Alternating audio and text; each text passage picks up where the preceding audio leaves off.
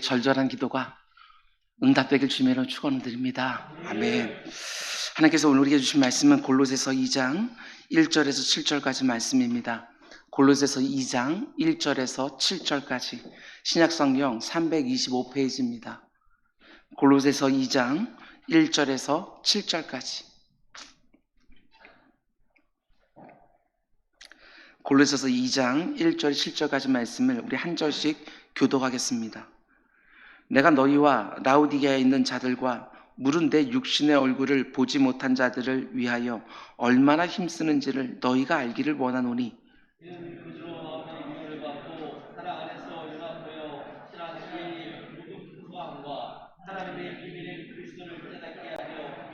그 안에는 지혜와 지식의 모든 보화가 감추어져 있느니라.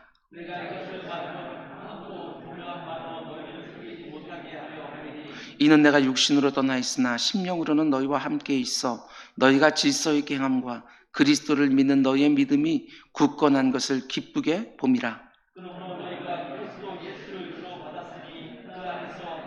우리 함께 그 안에 뿌리를 세움을 받아 교훈을 받은 대로 믿음에 굳게 서서 감사함을 넘치게 하라. 아멘. 아멘. 오늘은 옥중서신 시리즈 30번째 시간으로 골로새서 14번째 말씀입니다. 오늘 말씀의 제목은 예수 안에 뿌리를 내리고 믿음 위에 굳게 서라, 이런 제목으로 말씀 전하도록 하겠습니다. 예수 안에, 그분의 진리 안에 뿌리를 내리고 믿음 위에 굳게 서라. 우리가 앞으로 몇 번에 걸쳐서 묵상하려고 하는 골로새서 2장 말씀은 설교하기에 참 어려운 내용으로 가득합니다. 그러나 오늘을 살아가는 우리 성도들에게 너무나 유익한 말씀인 것은 틀림이 없습니다. 제가 유익하다고 말씀드리는 이유가 있습니다. 골로새서 2장 말씀은 오늘날과 같이 영이 혼탁한 이 시대에 이단과 거짓 교사들을 분별해낼 수 있는 굉장히 중요한 근거와 기준을 제시해주는 내용이기 때문에 너무나 유익하고 또 중요합니다. 설교하기 어렵다고 그냥 넘어가지 않으려고 합니다. 여러분도 듣기에 힘들다고 그냥 지나치지 않기를 원합니다. 설교자인 저는 골로새서 2장에 나오는 신학적인 내용들을 그래도 우리 삶에 잘 적용할 수 있도록 최선을 다해서 증거할 것이고, 선포되는 말씀을 듣는 여러분은 또한 최선을 다해서 언젠가는 이 말씀이 꼭 필요한 때가 있는 줄 알고, 혹은 이 말씀을 통해서 지금 내 믿음이 바른가 점검할 수 있다고 믿고 정성껏 마음과 생각에 담아 놓으시고 그 말씀으로 나를 살피는 우리 모두가 되기를 원합니다. 여러분, 얼마나 미혹하는 영이 많은지 모릅니다. 이런저런 이단들과 거짓 교사들과 교묘한 교훈들이 얼마나 넘쳐나는지 모릅니다. 분명히 우리가 알고 있는 유명한 유수한 교단이라 할지라도 강단에서 바르지 못한 말씀이 선포되는 경우들도 얼마나 많은지 모릅니다. 우리에게 변별력이 정말 필요한 것이지요. 골로새서 2장 말씀을 잘 들으면서 거짓 교훈을 가르치는 무리들을 분별해내고 단 한 영혼도 거짓 교훈에 넘어가는 분이 없기를, 더 나아가서 내 곁에 있는 사람들을 진리의 말씀으로 지켜내는 우리 모두가 될 수 있길 주님의 이름으로 축원을 드립니다. 골로새서 강해를 시작하는 첫 시간에 말씀을 드렸지만 지금 사도 바울이 편지를 보내고 있는 이 골로새 교회와 인근에 있는 라우디게아 교회는 바울이 직접 개척한 교회는 아닙니다. 제3차 전도 여행 중에 소아시아 지역의 수도인 에베소에서 바울이 사역을 하고 있을 때 하나님이 그곳에 큰 부흥을 허락해 주셨습니다. 그때 많은 사람들이 그곳에 와서 복음을 들었는데 그 중에 에바브라라는 사람이 은혜를 받고 고향인 골로새에 돌아가서 교회를 개척하고 그 이후에 라우디게아 교회도 개척한 것이지요. 그런데 그 귀한 교회 안에 언제부턴가 거짓 교사들이 은밀하게 들어오기 시작한 것입니다. 그것도 그 당시 소아시아 지역에서 유행하고 있었던 영지주의 이단이 들어온 것이지요. 그래서 교회가 흔들리고 분열되니까 담임 목회자인 에바브라가 너무나 고통스러워하면서 지금 로마 감옥에 있는 사도 바울을 찾아온 것입니다. 이 마음이 충분히 헤아려집니다. 바울이 지금 골로새 교회에 일어나고 있는 일들을 전해 듣고 이 편지를 쓰고 있는데 그러면 당연히 어떤 내용이 들어가 있겠습니까? 지금 교회 안에 들어온 거짓 교사들의 실체를 지적하지 않겠습니까?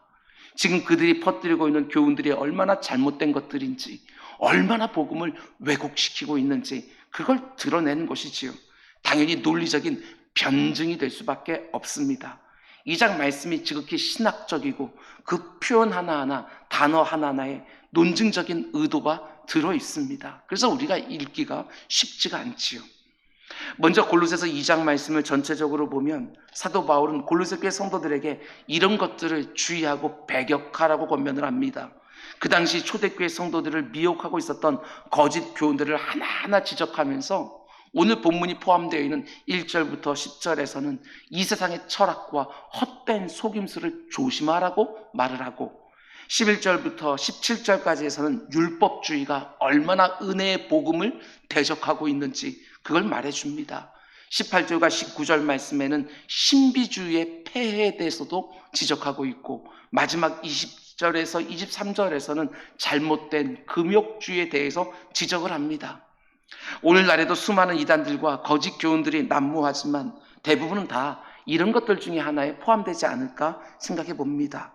철학과 헛된 속임수, 율법주의, 신비주의, 그리고 지나친 금욕주의.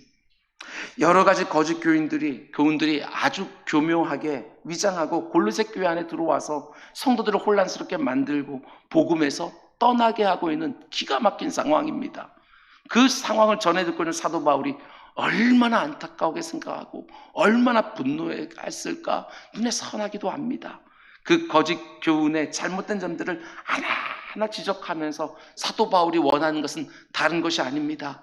골로새 교회 성도들을 주 안에서, 진리 안에서 더욱 든든히 세우려고 하는 것이지요.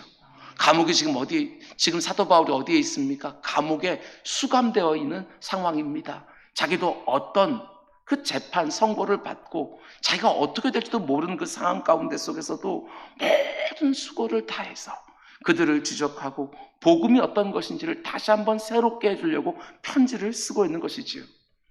여러분, 저는 사도 바울의 이런 노력과 수고를 보면서 이런 생각을 해보았습니다. 아, 초대교회가 저절로 세워진 것이 아니구나. 그렇지요. 사도 바울과 같은 수많은 말씀의 일꾼들과 교회 일꾼들의 끝없는 노력과 수고와 헌신과 희생이라는 터 위에 주님의 몸된 교회가 세워진 것이구나. 이런 생각이 듭니다. 1절 말씀을 보면 바울은 그래서 이렇게 말합니다. 내가 너희와 라오디게아에 있는 자들과 무릇 내 육신의 얼굴을 보지 못한 자들을 위하여 얼마나 힘쓰는지를 너희가 알기를 원하니. 내가 너희를 진리 위에 세우기 위하여 얼마나 힘을 쓰고 있는지 너희가 꼭 알아줬으면 좋겠다. 자기 자신을 알아달라는 것이 아닙니다. 지금부터 자기가 하는 말들을 그러니 정말 진지하게 들어라. 이 말을 하는 것이지요. 여기서 힘쓴다라는 동사는 헬라어로 아곤이라는 단어입니다. 그 당시 운동선수들에게 주로 적용되는 단어입니다. 경주에서 이기기 위하여 운동선수들이 필사의 노력을 다하는 모습을 가리켜서 아곤이라는 단어를 씁니다. 이 단어에서 나온 영어 단어가 agony라고 하는 단어입니다. 고민 혹은 극도의 고통 이런 뜻이지요. 그러니까 사도 바울이 그 당시 초대교회들을 진리 위에 세우기 위하여 정말 필사의 노력을 다했다. 이렇게 말하는 것입니다. 우리 교회도 마찬가지입니다. 저절로 진리 위에 세워지는 것이 절대로 아닙니다.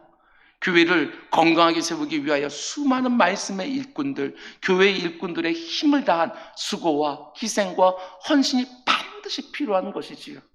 우리 다음 세대가 어떻게 말씀 위에 건강하게 자라날 수 있습니까? 저절로 그렇게 되는 것이 아닙니다. 부장님들과 교사들과 우리 교육자들이 정말 필사의 노력을 다할 때에 그 가운데 말씀의 진리 위에 바르게 세워지는 것 아니겠습니까?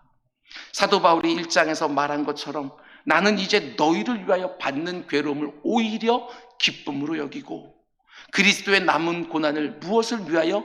그의 몸된 교회를 위하여 내 육체에 채우노라. 여러분, 우리 역시 하나님이 허락해 주신 이 교회를 잘 지켜내야 합니다. 이단들과 거짓 교사들이 들어와서 교회를 깨뜨리고 성도들의 마음을 분열시키는 경우들이 얼마나 많은지 모릅니다. 그것도 한순간입니다. 교회에 속한 한 사람 한 사람이 영적으로 깨어있지 못하면, 진리의 말씀 위에 견고하게 서 있지 못하면 순식간에 되돌릴 수 없는 상황이 벌어지는 것이지요. 얼마나 많은 교회들이 어려움을 당했는지 모릅니다. 얼마나 많은 교회들이 깨지고 얼마나 많은 성도들이 이런 미혹 가운데 속에 주님의 몸된 교회를 떠났는지 모릅니다. 그들은 꿈에나 상상했겠습니까?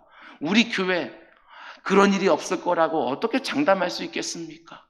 골로새 교회를 담임하던 에바브라가 얼마나 마음이 녹아내렸을까? 얼마나 피눈물이 났을까? 성도 하나하나에 자기의 모든 열정과 시간과 거기에 피눈물과 기도가 다 담겨 있을 터인데 그 영혼들이 흔들리는 걸 바라보면서 에바브라가 얼마나 고통스러웠을까? 그 얘기를 사도 바울에게 전해줄 때 에바브라가 얼마나 눈에 눈물이 글썽글썽해서 교회 안에 이런 일이 벌어졌다고 어떻게 하면 좋겠냐고 바울에게 다가오고, 바울은 그 얘기를 다 듣고 너무나도 힘들어하면서 이 편지를 잘 쓰면서 자기도 감옥 안에 있지만 이런 수고를 다하는 이 모습, 여러분, 저 역시 사도 바울처럼 말하고 싶습니다. 제가 여러분 한 사람 한 사람을 말씀 위에 세우기 위하여 얼마나 힘쓰고 있는지를 여러분들이 꼭 알아주셨으면 합니다. 저를 알아달라는 말이 아닙니다. 강단에서 선포되는 말씀을 늘 진지하게 받으시라고 말씀을 드리는 것입니다. 우리가 지금 성경에 인쇄된 활자로서 이 부분을 봐서 그렇지, 골로새 교회 안에 일어나고 있는 일이 오늘 우리 교회 안에 일어나고 있다고 한다면 이건 정말 끔찍한 일입니다. 그 어떤 것보다도 정말 영이 흐트러지는 끔찍한 일입니다. 우리는 그런 일이 일어나기 전에 골로새서 2장 말씀을 묵상하게 된 것이 얼마나 감사한 일인 줄 알고 더욱 깊이 받으시는 우리 모두가 될 수 있기를 주님의 이름으로 축원을 드립니다. 그럼 이단들과 거짓 교사들의 미혹에 넘어가지 않으려면 어떻게 해야 되느냐? 4절 말씀입니다. 내가 이것을 말하면 아무도 교묘한 말로 너희를 속이지 못하게 하려 함이니. 거짓 교사들이 들어와서 골로새 교회 성도들을 속였습니다. 그런데 어떤 말로 속였는지를 먼저 말하는 것이 아니라 어떤 방식으로 속였는지 그것부터 말합니다. 어떻게 속였다고 말하지요? 교묘한 말로 속였다, 이렇게 말합니다. 여기서 교묘하다라는 말의 원뜻은 그럴듯하다, 설득력 있다, 이런 뜻입니다. 오해하시면 안 됩니다. 이단이나 거짓 교사가 명찰을 달고 와서 자기들이 누구인지 금방 눈치채게끔 들어오는 것이 결코 아닙니다. 우리가 들으면 이거 이단이네, 이렇게 금방 알아챌 수 있는 말이 아닙니다. 거짓 교사들이 하는 말의 중요한 특징은 교묘한 말입니다. 그럴듯하고 설득력 있는 말로 성도들을 미혹하는 것이지요. 이단에 속한 사람들이 다가와서 나도 수십 년 동안 교회 생활했는데, 누구보다도 더 열심히 교회 생활을 했는데 아니더라, 여기 와 보니까 진짜 심지가 열린다, 이러면서 미혹하기 시작하는 것입니다. 처음부터 자기들이 뭘 가르치는지를 말하지 않습니다. 내용은 감춰놓고 결정적인 순간에 자신의 정체를 드러내는 것이지요. 그 전까지는 그럴듯하고 설득력 있는 교묘한 말로 속이는 것입니다. 이게 바로 모든 이단과 거짓 교사들의 특징이라는 것입니다. 처음에는 자신의 정체를 선명하게 드러내지 않다가 우리가 충분히 넘어왔다고 생각될 때 자신의 신분을 드러내는 것이지요. 광명한 천사로 위장한 마귀가 얼마나 교묘하게 성도들을 미혹하는지 모릅니다. 속지 않으셔야 합니다. 교묘하게 속이는 자들에게 속지 않도록 진리의 말씀을 더 정확하게 붙들고 있어야 되는 것입니다. 목사님, 저는 일주일에 한 번 이렇게 교회에 와서 설교 말씀 한 번 듣는 것으로도 충분합니다. 그렇지 않습니다. 그렇게 하면 절대로 안 됩니다. 하나님의 말씀에 늘 창념하고 계셔야 합니다. 진리에 대한 바른 변별력이 있어야 바른 자람과 바른 성숙이 우리에게 가능해지기 때문에 그렇습니다. 그럼 어떻게 해야 속지 않을 수 있느냐? 이제부터 잘 들으셔야 됩니다. 6절 말씀을 보면 이 말씀이 평범하게 보이지만 굉장히 중요한 메시지를 담고 있는 구절입니다. 그러므로 너희가 그리스도 예수를 주로 받았으니 그 안에서 행하되. 여기서 받았다는 표현이 굉장히 중요합니다. 우리가 예수를 믿을 때 그리스도 안에 있는 진리를 받았다는 것이지요. 한 사람이나 한 세대를 통하여 다른 사람이나 그 다음 세대로 전달되는 진리를 우리가 받았다고 말하는 거예요. 이게 왜 중요하냐? 고린도전서 15장 말씀 보면 사도 바울이 예수 그리스도의 진리를 이렇게 표현합니다. 15장 1절, 형제들아 내가 너희에게 전한 복음을 너희에게 알게 하노니 이는 너희가 받은 것이요. 진리를 소개하면서 사도 바울은 내가 너희에게 전한 복음을 너희가 받았다 이렇게 말하지요. 진리인데 이 진리는 전하고 받는 진리라는 것이지요. 그런데 이어지는 3절 말씀 보면 또 이렇게 말합니다. 내가 받은 것을 먼저 너희에게 전하였노니. 사도 바울도 받았다고 말합니다. 자신도 받아서 지금 골로새 교회 성도들에게 전해주고 있다고 말하는 것이죠. 사도 바울이 신학적으로 탁월해서 예수 그리스도의 복음을 직접 만든 게 아니라 그도 받은 거예요. 자기도 받아서 고린도 교회 성도들에게 전해주는 것이지요. 이게 바로 우리가 믿는 기독교 신앙이라는 것입니다. 이단들은 소위 교주라는 사람이 만든 교리입니다. 자기가 깨달은 이치를 교리로 정리해서 만들어낸 거예요. 그러나 우리가 믿는 기독교 신앙은 어느 순간에 내가 깨달아서 내가 믿는다고 말하면 시작되는 것이 절대로 아니라는 것입니다. 신앙생활 하면서 여러분이나 저나 모든 사람들이 경험한 것이 다 다양함에도 불구하고 모든 진실한 성도들에게 있는 공통점이 뭐냐? 하나같이 그리스도의 진리를 받은 자들이라는 거예요. 우리보다 앞서 예수를 주로 영접했던 믿음의 선배들의 신앙 고백을 우리가 받아서 우리는 똑같은 예수 그리스도를 믿는 것입니다. 신학자들은 이것을 이렇게 표현합니다. 사도적 진리. 이게 무슨 뜻이지요? 예수 그리스도와 3년 동안 함께 하면서 그분의 가르침을 직접 듣고 직접 보면서 배웠던, 예수님께 직접 배웠던 그 사도들이 전해준 진리. 그래서 사도적 진리라고 말하는 것입니다. 그런 면에서 내가 하나님을 믿고 예수 그리스도를 믿고 성령을 믿는다고 말만 하면 그리스도인이 되는 것이 아니라 반드시 그 사도들이 전해준 그 진리를 받아서 그 진리를 믿어야 진짜 그리스도인이 되는 것입니다. 잘 들으시기 바랍니다. 그래서 예수 그리스도의 진리는 그때나 지금이나 똑같은 거예요. 사도들이 고백하던 그 진리나 지금 2000년이 지난 우리가 고백하는 그 진리가 똑같습니다. 2000년 전에 사도들이 예수님을 따라다니면서 예수님께 직접 듣고 보면서 배웠던 그 진리를 우리도 받아서 우리도 그 진리를 똑같이 믿는 거예요.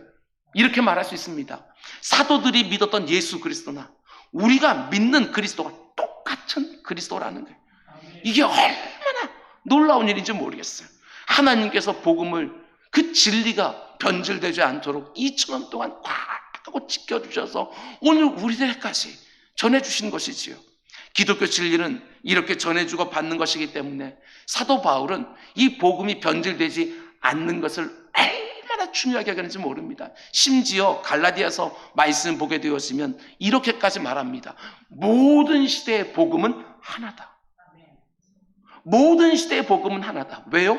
전해주고 받고 전해주고 받고 하면서 그 동일하게 그 진리의 말씀이 변함이 없이 쭉 내려오기 때문에 모든 시대의 복음은 하나다. 다른 복음은 없다. 이렇게 말합니다. 하늘로부터 내려온 천사라 할지라도 내가 너희들에게 전해준 복음과 다른 복음을 말하면 저주를 받아 마땅하다. 갈라디아서 1장 7절과 8절 다른 복음은 없나니 다만 어떤 사람들이 너희를 교란하여 그리스도의 복음을 변하게 하려 함이라. 그러나 우리나 혹은 하늘로부터 온 천사라도 우리가 너에게 전한 복음 외에 다른 복음을 전하면 저주를 받을지어다.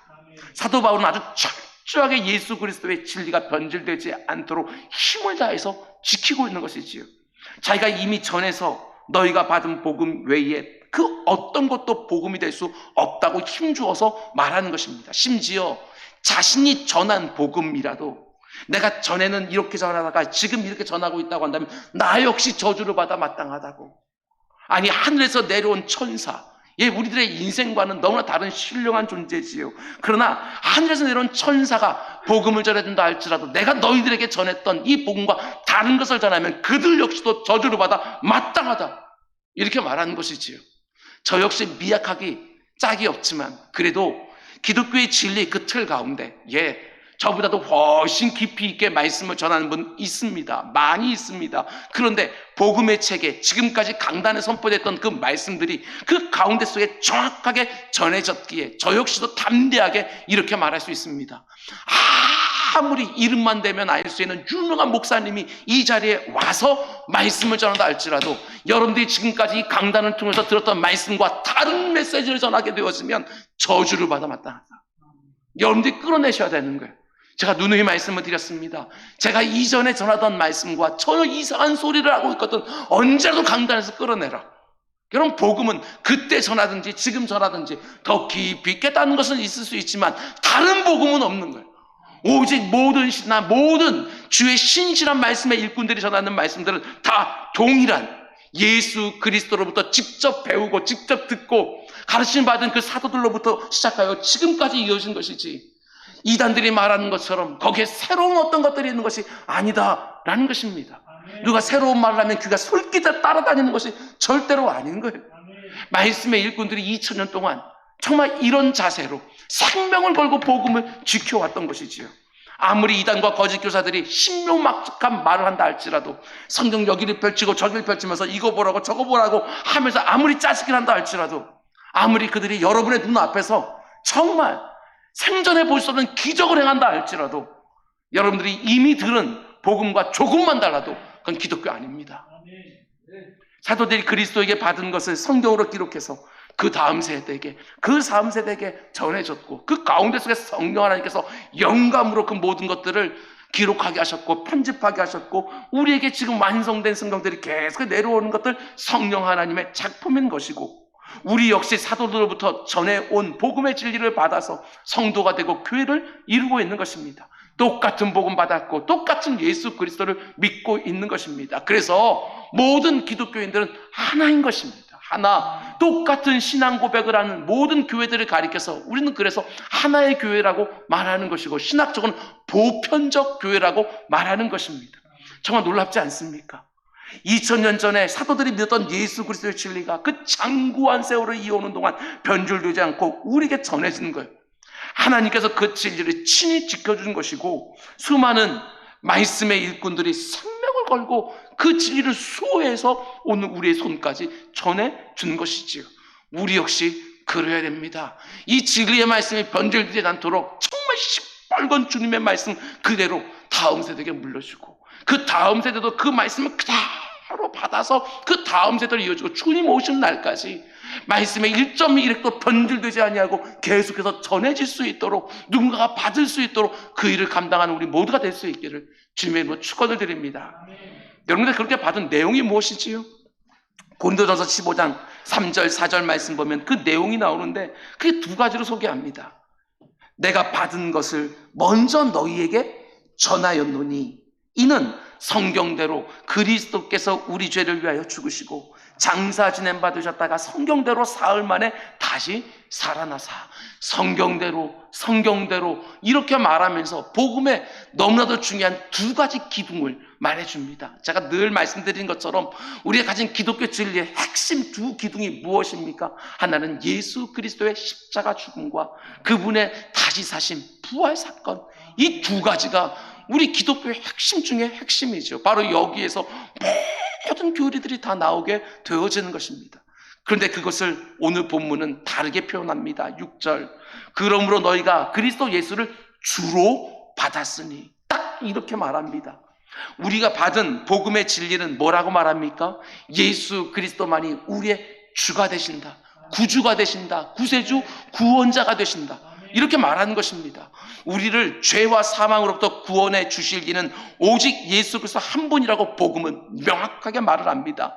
누군가가 다른 구세주를 말합니까? 그게 바로 이단이지요.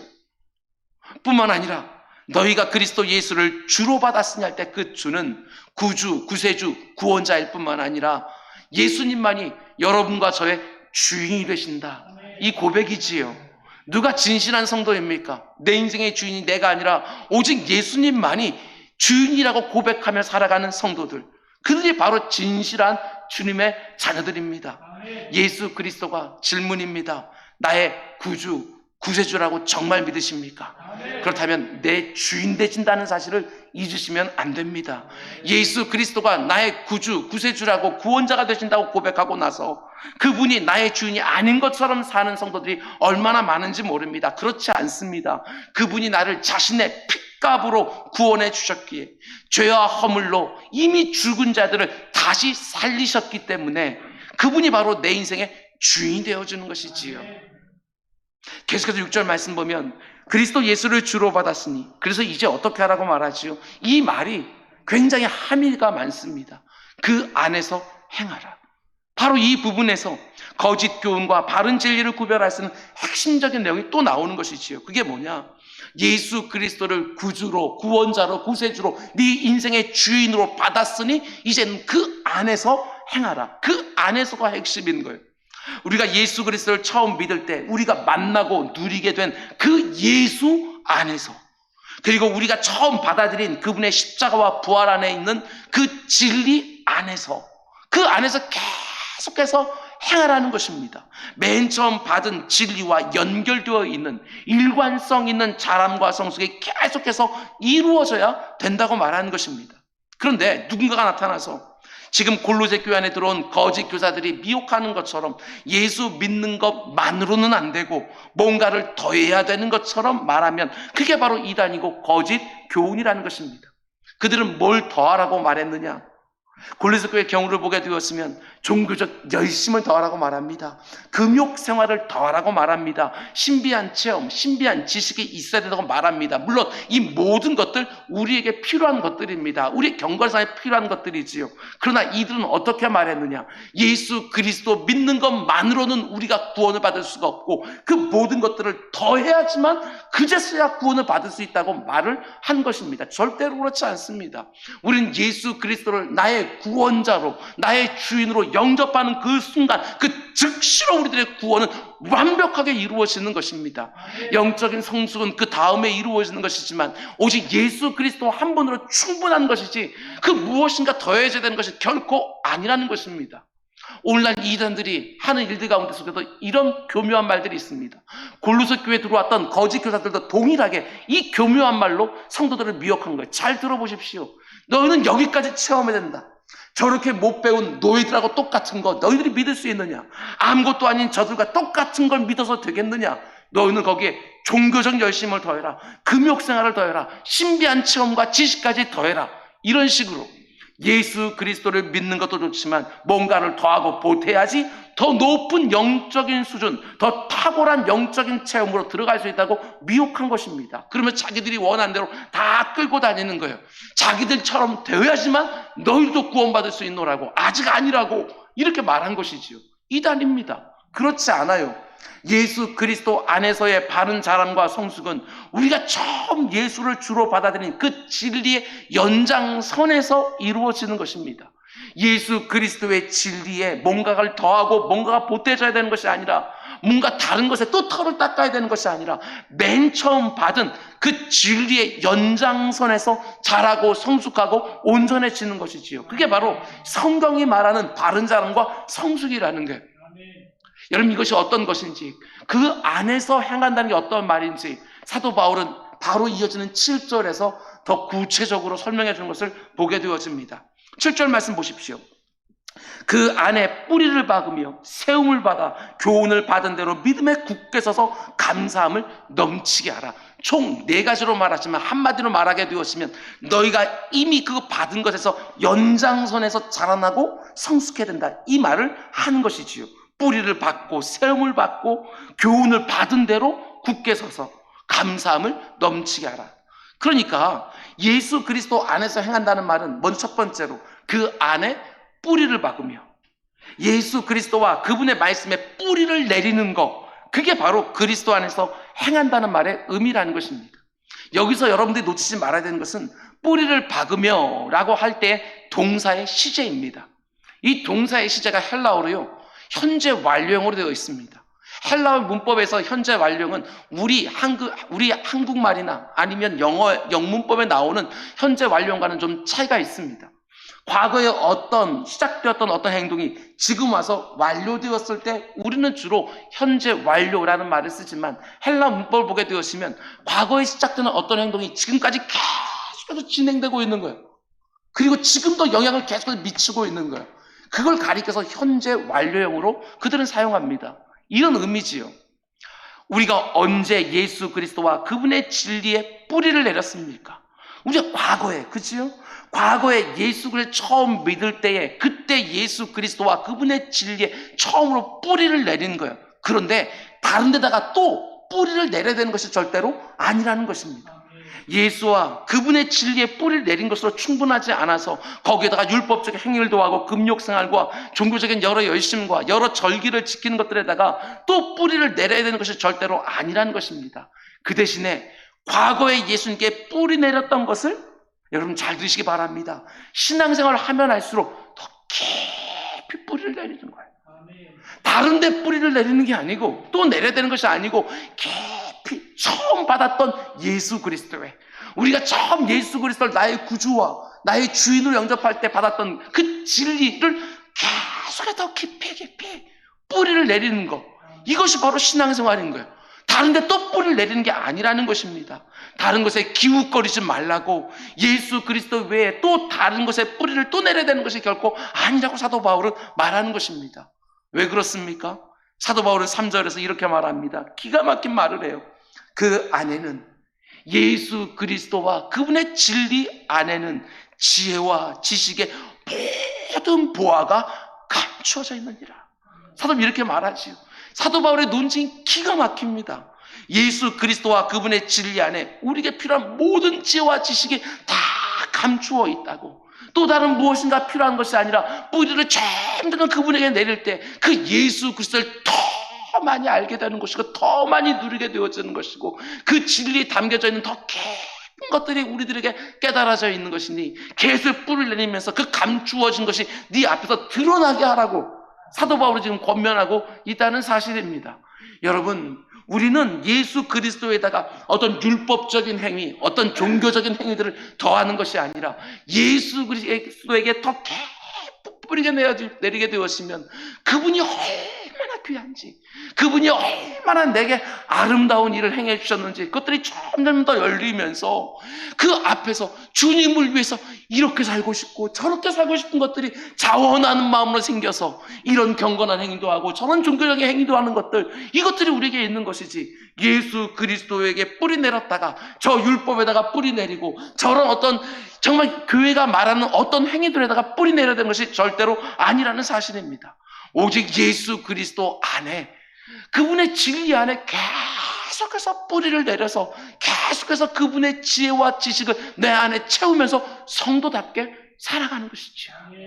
이게 신앙생활인 거예요. 뿐만 아니라 두 번째로 처음 뿌리 내린 곳에 더 깊이 뿌리를 내리니까 어떤 일이 벌어지지요? 7절은 또 이렇게 말합니다. 세움을 받는다. 우리가 땅에 털을 닦는 이유가 무엇입니까? 뿌리를 내리는 이유가 무엇이지요? 털을 닦는 이유는 그 위에 건물을 세우기 위함이고 뿌리를 깊이 내리는 것은 그 가운데 열매를 맺기 위함 아니겠습니까? 마찬가지입니다. 우리가 예수 그리스도 안에 뿌리를 깊이 내려서 그분의 진리로부터 각양양분을 공급받으면 어떻게 됩니까?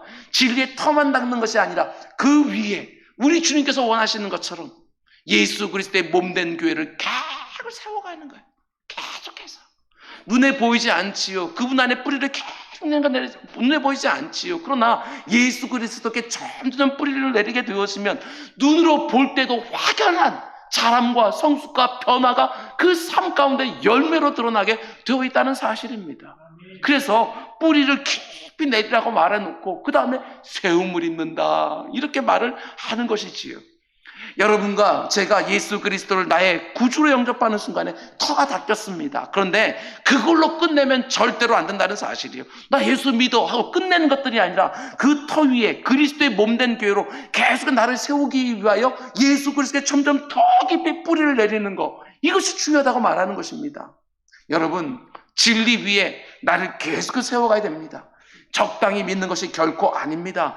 믿기는 한다고 고백하지만 내가 무엇을 믿는지 설명조차 하지 못하면 절대로 안 됩니다. 그러면 거짓 교훈들이 툭 치기만 해도 또 흔들리고 또 흔들리고 또 흔들리는 거예요. 터만 닦아놓고 그 위에 아무것도 세워지지 않는 분이 계십니까? 아닙니다. 반드시 그 터 위에 예수 그리스도의 장성한 분량에 충만한 데까지 나를 세워가는 우리 모두가 될 수 있기를 주님의 이름으로 축원드립니다. 여러분, 그런데 그 진리라는 터 위에 견고하게 세워지기 위해서는 어떻게 되느냐? 세 번째로 7절 말씀 보면 교훈을 받은 대로 믿음에 굳게 서라, 이렇게 말합니다.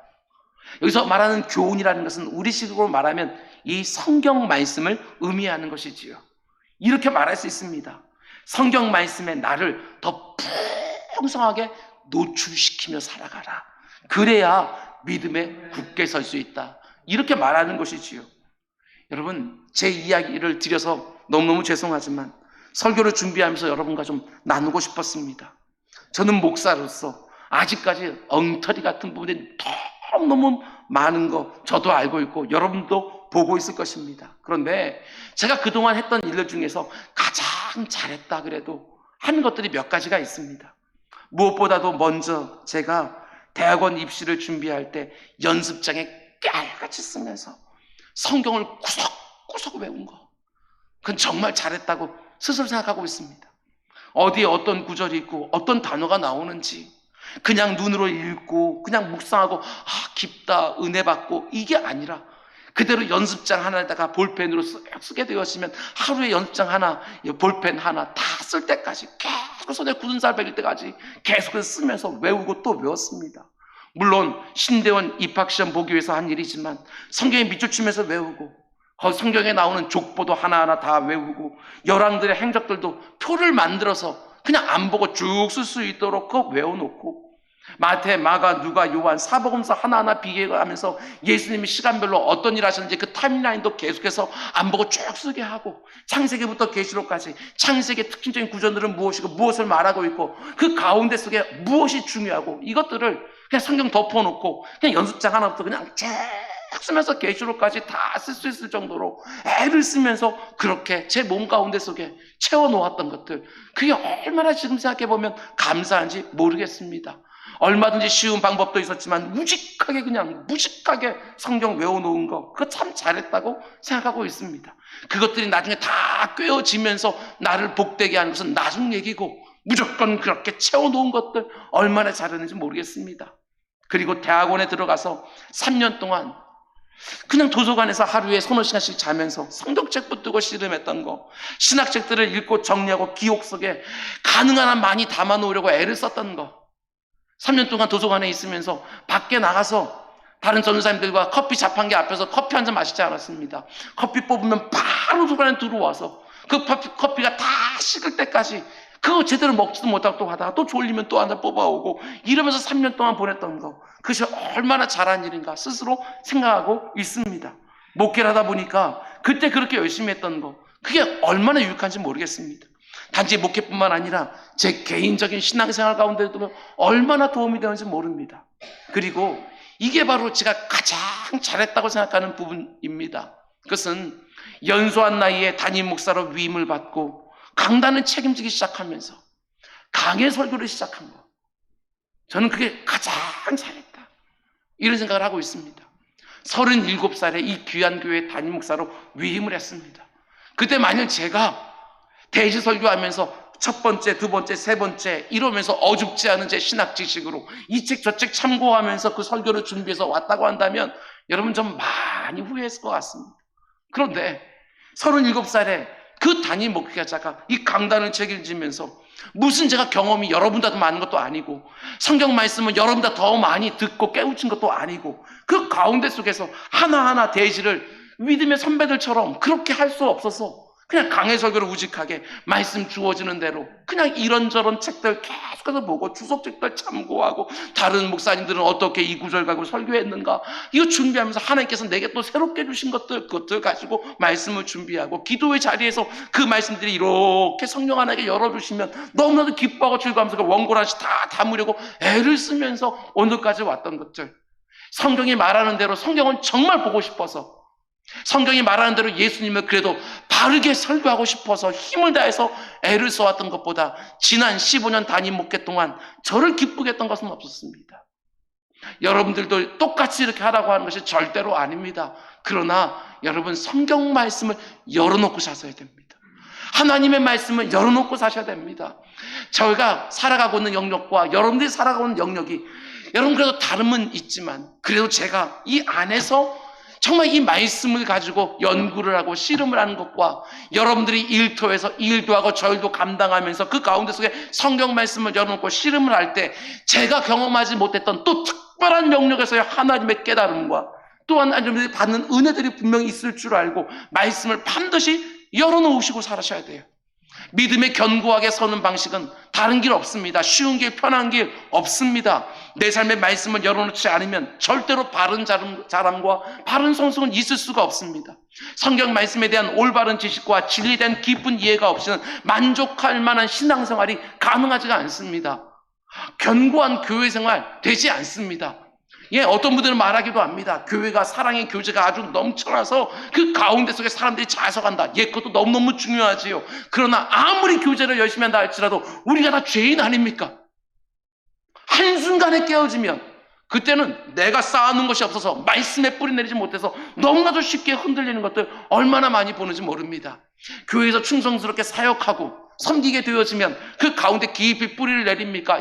거기서도 하나님께 주시는 유익들이 분명히 있습니다. 그러나 그렇게 사역하다가 이단에게 빼앗긴 사람들이 얼마나 많은지 모릅니다. 30년, 40년 동안 교회 안에서 이런저런 사역 수고하면서 애를 써왔는데 그 가운데도 진리의 말씀 가운데 뿌리를 내리지 못하고 있으니까 그렇게 충성만 했지 말씀에 대한 욕구는 한 채워주지 않아서 이단들이 이렇다 저렇다 하면서 말씀 이것저것 찾아서 보여주게 되어지면 그 가운데 너무나 맥없이 흔들리며 그곳으로 딱 끌려가는 사람들이 얼마나 많은지 몰라요. 다 예전엔 충성된 교회 일꾼들이었는데 지금은 이단의 그 교묘한 말에 다 넘어갔지 않습니까? 다른 방법 없습니다. 바른 자람과 바른 성숙은 말씀에 뿌리를 내고 있어야, 내 인생 가운데 말씀을 열어놓고 있어야 그 가운데서 제대로 된 자람이 일어나는 것이지요. 잘 자라는 것 같다가도 말씀에 뿌리가 없으면 또 넘어지고 또 실족하고, 잘 세워지는 것 같다가도 금방 무너지고 금방 시험에 들고, 아니요, 그런 상태로 있으시면 안 됩니다. 오직 진리의 말씀 위에 견고하게 세워져서 하나님이 원하시는 그 자리까지, 말씀이 나를 이끌고 가는 그 자리까지 계속해서 나아가야 바른 자람과 성숙이 일어나는 것이지요. 성도다운 성도, 교회다운 교회로 비로소 세워질 수가 있는 것입니다. 여러분 한 분 한 분이 그리스도와 그분의 진리 안에서 계속해서 자라날 수 있도록 성경 말씀에 나를 빈번하게 노출시키십시오. 정말 집에 가게 되었지만 가장 눈에 잘 보이는 곳에 성경 말씀이 언제나 있어야 되는 것이고, 그 성경 말씀이 수시로 열려져서 나를 말씀 속으로 쑥쑥 데리고 가고 있어야 그 가운데 바른 자람과 성숙이 일어나는 것이지요. 강단에서 선포되어서는 말씀으로 절대로 충분하지 않습니다. 내 삶의 자리에서 그 말씀을 붙들고 씨름하는 것이 너무너무 중요한 것이지요. 교회에 올 수 있을 때에는 힘을 다해서 와서 강단에 선포되는 말씀을 듣고 그 말씀 붙들고 기도하고, 교회에 올 수 없을 때에는 삶의 자리에서 성경을 펼쳐놓고 읽고 묵상하고 외우고 그 말씀으로 또 기도하고, 그래야 거짓 교사들이 속지 않습니다. 그래야 예수 그리스도 안에 뿌리를 깊이 내리고 세워지고 진리 안에 견고하게 설 수 있는 것이지요. 여러분, 전 세계에서 이단들이 가장 많은 나라 중에 하나가 우리나라라는 거 여러분 알고 계십니까? 자기를 가리켜 예수 그리스도 메시아라고 말하는 사람들이 무려 200명이 넘습니다. 그런데 거기에 미혹되어지는 분들을 보게 되었으면 다 예전에 교회 다녔던 분들이에요. 어디에 문제가 있습니까? 여러분, 말씀에 깊이 뿌리 내지를 않고 그저 내 귀를 즐겁게 하는 그 말씀들 가운데 나를 계속해서 내어놓으니 그 가운데 속에 조금만 미혹이 와도 분별하지 못하고 흔들릴 때가 얼마나 많은지 모른다는 사실입니다. 여러분, 요즘 성경 덮어놓고 계신 분들 계십니까? 다시 여십시오. 다시 열어서 묵상하십시오. 많이 읽든 적게 읽든 한 구절을 가지고 씨름을 하든 좋으니까 말씀을 꼭 열어놓고 살아가는 우리 모두가 될 수 있기를 주님의 축원드립니다. 그리고 이제 마지막으로 진리 위에 견고하게 우리가 세워지면 어떤 결과가 있느냐? 7절 맨 마지막 부분을 보면 감사함이 넘치게 된다고 말을 합니다. 저는 이 표현이 너무너무 좋습니다. 감사가 넘친다. 감사가 그냥 내 안에 찰랑찰랑하고 있는 것들이 아니라 overflowing, 그냥 흘러 넘치는 그 상태. 여러분, 이게 하나님께서 우리들에게 원하는 모습이라는 사실이에요.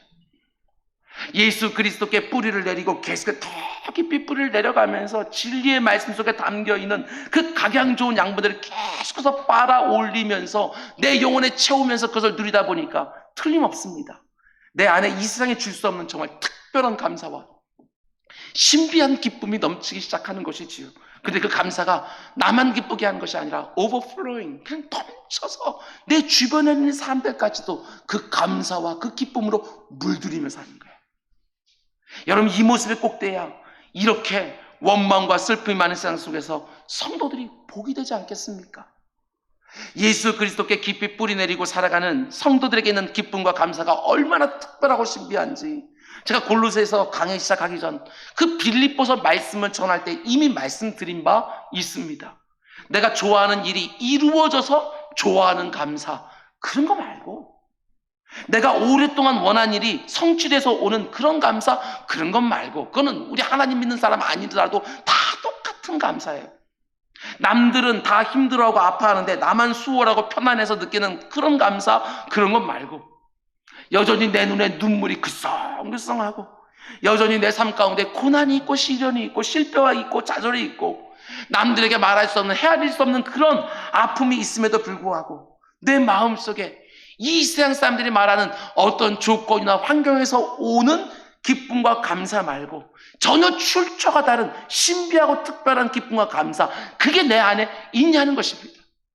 너무나도 힘들고 어려운데 아침에 묵상했던 말씀 그 한 자리, 오늘 하루 내 귓가에서 매매 돌면서 무슨 일을 하든지 그 말씀에서 지혜를 얻고, 그 말씀에서 힘을 얻고, 그 말씀을 통해서 좌절하지 않고 또 도전하고 하는 그런 기쁨, 그런 감사, 이게 뭔지를 좀 알아야 신앙생활하는 맛을 좀 누릴 수 있는 거 아니겠습니까? 사도 바울이 고백했던 것처럼 내 주 예수 그리스도를 아는 지식에 가장 고상하여 이 모든 것들이 전엔 내게 너무나도 나를 기쁘게 하고 내게 유익하는 것이었지만 이제는 배설물처럼 버린다 라고 말하는 것이 도대체 뭔지를 알아야, 전에는 이것이 있어야 내가 기뻐할 것 같고 저것이 있어야 내 안에 감사가 넘칠 것 같았는데 이제는 그거 있어도 좋고 없어도 좋고 모든 것이 다 그냥 감사함으로 받게 되어진, 그게 뭔지를 알아야 이 세상 가운데 속에 우리가 복으로서 살 수 있는 거 아니겠는가 라는 것이지요. 여러분, 이 세상을 보시기 바랍니다. 억울한 사람 천지입니다. 분노가 가득한 사람들 천지입니다. 그 억울함이 계속해서 옆에 있는 사람들에게 쏟아지고 있고 그 분노가 옆에 있는 사람들 계속 쏟아지고 있는 거예요.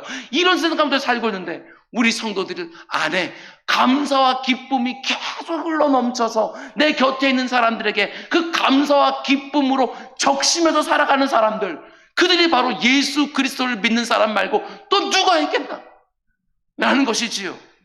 진리의 말씀 안에 믿음이 견고하게 세워져 있는 성도들을 통해서 그 어떤 상황 가운데도 빼앗기지 않는 감사, 그 어떤 슬픔 가운데 있는 사람이라 할지라도 살려내는 기쁨, 이것들이 우리 안에서 흘러 넘쳐서 내 곁에 있는 사람을 적시면서 살아가는 것, 그것이 바로 하나님께서 여러분과 저에게 원하는 것 아니겠습니까? 요즘 내 삶을 좀 보십시오. 내가 내 곁에 있는 사람들을 무엇으로 적시고 있는지를 한번 보시라는 것입니다. 내 안에 말씀이 깊이 뿌리를 내리고 있고 그 가운데 그 말씀이 나로 하여금 가져다주는 그 특별한 기쁨과 감사가 내 주변 사람들까지도 힘나게 하고 위로하고 응원하고 있는지, 그것들을 꼭 점검하라는 것이지요. 여러분, 그냥 우리는 예수 믿는 게 아닙니다. 2000년 전 예수 그리스도께 직접 배우고 들었던 그 사도들이 전해주고 그 모든 과정들을 성령 하나님께 친히 주장해 주시고 말씀의 일꾼들이 지켜준 그 말씀이 우리에게까지 전해온 것입니다. 이 말씀을 더욱 사랑합시다. 이 말씀 열어놓고 그들이 받았던 기쁨을 나도 받아 누리고 그들이 받았던 그 감사를 나도 고백하며 살아가는 것이지요. 스데반 집사가 경험했던 그 말할 수 없는 기쁨, 돌에 맞아 죽어가면서도 하늘에 있는 주님을 바라보면서 그가 고백했던 그 기쁨이 우리에게도 그대로 지금 전수되어서 내가 살아가는 삶의 자리가 어떠하든지 그 가운데 속에서 주님이 느껴지기만 하면 또다시 곧바로 기쁨을 쏟아내고 감사를 쏟아내며 살아가는 사람들, 그들이 바로 예수 믿는 사람들 아니냐는 것입니다. 이게 복된 인생입니다. 우리 정말 이렇게 삽시다. 이 세상 사람 똑같은 기쁨과 감사, 나도 그거 누리고 싶어, 이거 말고 정말 예수 그리스도의 깊이 뿌려내려서 그분으로부터 쭉쭉 끌어올리는 정말 신비한 감사와 기쁨을 가지고 내 곁에 있는 사람들마저도 그 기쁨으로 기쁘게 하고 그 감사로 그 삶 가운데 복을 전하는 그런 인생들 다 될 수 있기를 주님의 이름으로 축원드립니다. 기도하겠습니다. 사랑해 주님, 온 세상이 그저 자기를 복되게 하려고 얼마나 애를 쓰는지 모릅니다. 그러나 아버지 하나님, 예수 믿는 사람들은 언제나 주변에 있는 사람들을 복되게 하면서 내 인생이 얼마나 복된 인생인가 하고 또 깨닫는 인생 다 될 수 있도록 주님 인도하여 주시옵소서. 아버지 하나님, 또 한 주간을 살아갑니다. 코로나를 비롯하여 이런저런 문제가 한두 가지가 아닙니다. 그러나 그 가운데 속에서도 하나님께 주시는 신비한 기쁨과 그 특별한 감사를 가지고 내 주변에 있는 사람들 복되게 하는 우리 모두가 되게 하여 주옵소서. 이 모든 말씀 예수님의 이름으로 기도드렸습니다. 아멘. 아멘.